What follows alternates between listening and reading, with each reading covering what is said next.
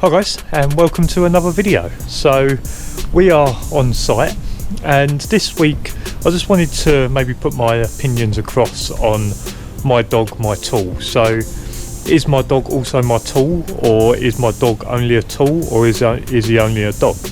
And my take on it is that he's a bit of both. So my dog is my dog, but when we're on site and we're working, he's also my tool. And what I mean by my dog being my tool is that when we come to work, he is a tool that I bring to work. He's my intruder alarm, so if someone walks on site, he's my intruder alarm. He's kind of like my metal detector, so in article search, he's my metal detector, or obviously smelling someone out.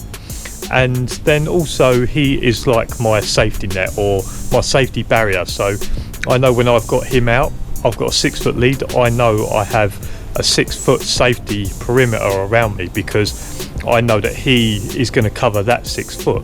So when I say he's my tool, when we're on site, he's a tool in terms of finding articles, whether it is alerting me to people on site or being that safety perimeter around me.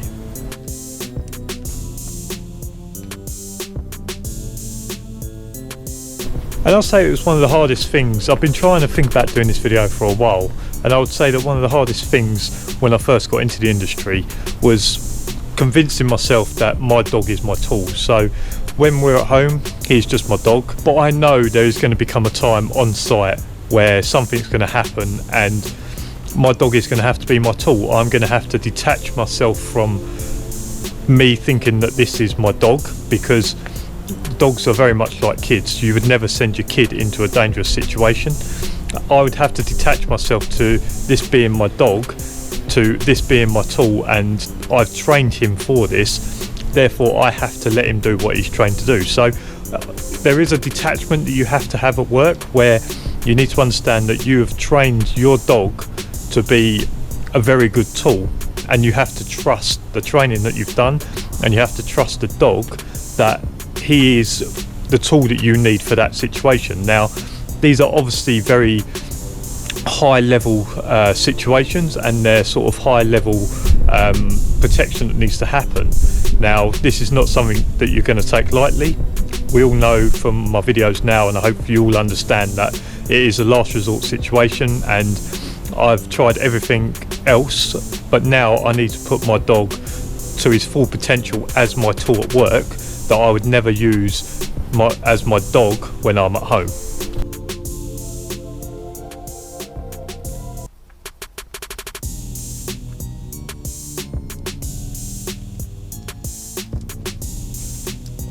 And I'd say the reason that that's hard is because we become invested. So as dog handlers, or as security dog handlers, we are very invested in our dogs, because we purchase the dogs ourselves most of the time. We've purchased the dog ourselves, we've had them from 8, 10, 12 weeks, whatever it is, and we've brought that dog up and we've trained that dog. A lot of the training that's gone into the dog has been done by us, so we're very invested into this. And I think that's the hardest part about the my dog my tool thing, is that yes, you understand that you've trained your dog to be your tool, but you're so invested in your tool because it is your dog. So I'll say that's some of the hard part about it.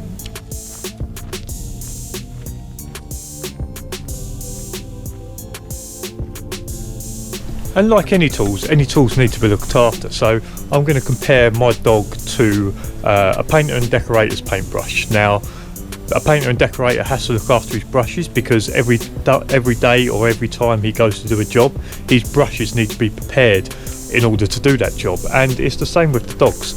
So when a painter and decorator finishes for the day, he needs to make sure he washes his brushes out, the same way that we groom our dogs, to make sure the dogs are groomed so that they are ready and look ready for the next shift. If a painter and decorator turn up to your house to do your room, and he got his paint brushes out and they were still smothered in paint, and he needed to wash them there and then, or if they didn't look ready to do the job, it's the same as our dogs not being ready in terms of grooming. Maybe maybe the dog has still got mud on it from the day before, or whatever it is. Now, I do groom my dog on site, but I groom him all the time when I'm on site. And if my dog was really muddy from whatever we was doing at home, then I'd make sure that he was groomed or washed, whatever it is, make sure that he's ready to then come to shift. So I look after my tool away from work, but that's because he's my dog. So you kind of understand that there is certain parts and certain things that you have to look after your tool away from home. Now, we will do that as dog owners, and that's just something you need to look at.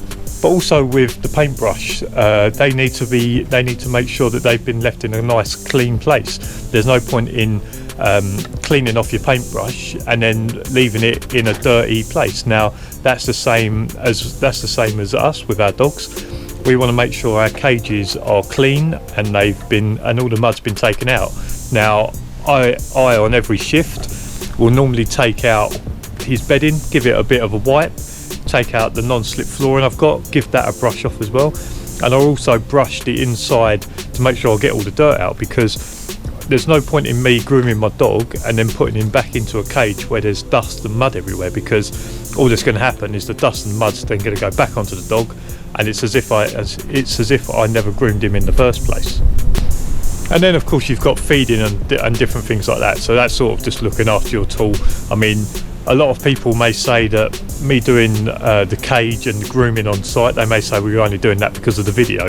Now, I don't show you guys me feeding my dog every day, but you guys assume that that's what I do. So just because I don't show you me cleaning the cage out or cleaning his bed out or giving him a groom every day, doesn't mean I don't do it the same way that you assume that I do feed my dog every day. So it's just a case of looking after your tool away from home, but because he is my dog and I'm a dog owner, that's what I'm going to do anyway.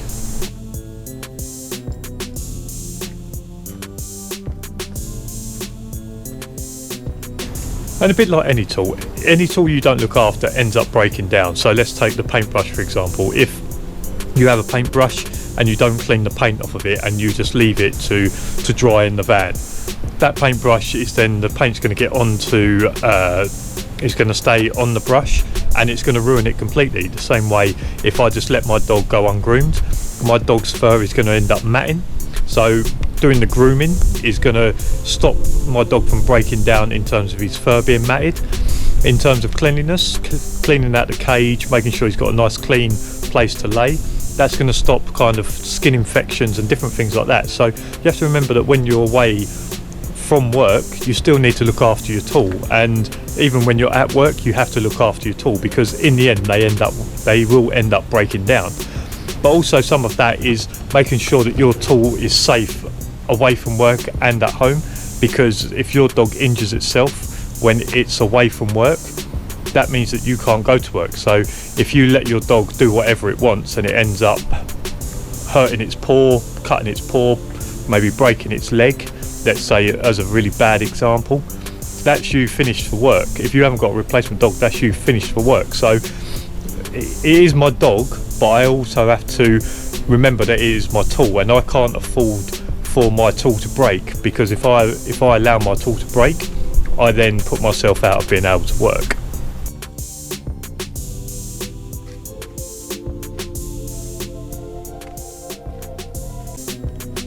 So look, there's just a few little opinions that I have, and the most important thing about this video for me is that you understand that yes, he is my dog, but yes, he is also my tool. And I found it hard to overcome knowing that I was going to have to put my dog into action, but the way in which I got around that is that I remembered that he is my tool and I've trained him to do this. So like I say, you have to look after your tool, but as a dog owner you will.